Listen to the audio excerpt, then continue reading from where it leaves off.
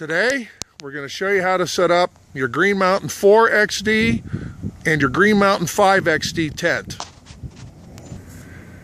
Alright, the first thing you want to do is take your footprint and lay it out like Mike's doing, stretch out all four corners.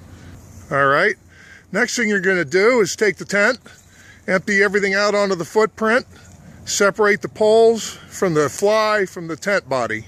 Once you've unrolled everything, you're going to take the pole bag and the rain fly and just set it off to the side for a moment, and you're going to lay out the tent body with the floor side down on top of the footprint, and lay that body out on top of the footprint like Mike's doing. Come around to all four corners, stretch it out again with the floor down, and you want to be able to see the pole sleeves on the top of the tent there where you've got it laid out.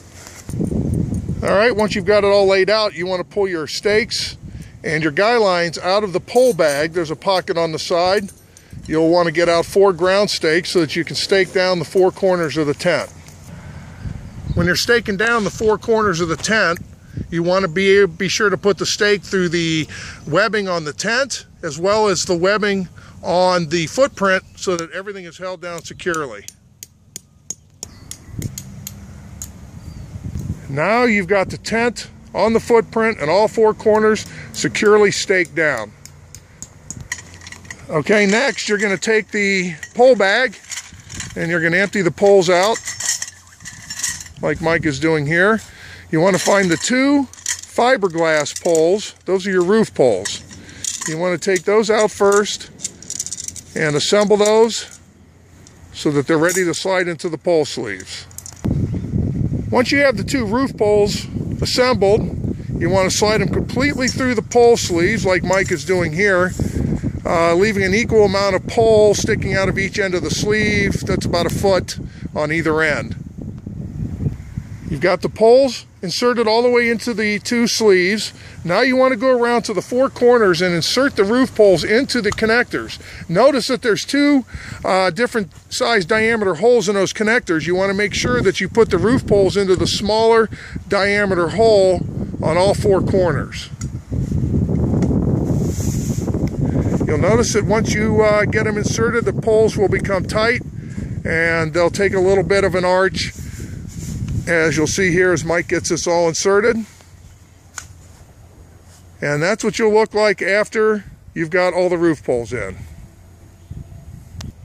Okay, now what you've got is 4 vertical corner poles and 2 awning poles. The awning poles have the silver tips in them, so you want to pull those out and just set those to the side for a moment. Take your 4 vertical corner poles and straighten them all up as Mike is doing, and set one at each of the 4 corners of the tent.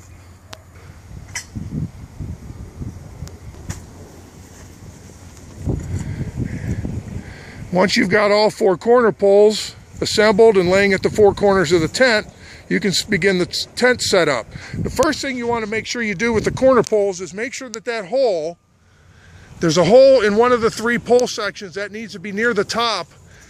Insert the pole into the corner connector, and then down here insert the pin into the bottom of the pole. Proceed to the next corner. Repeat that procedure. And you're halfway there.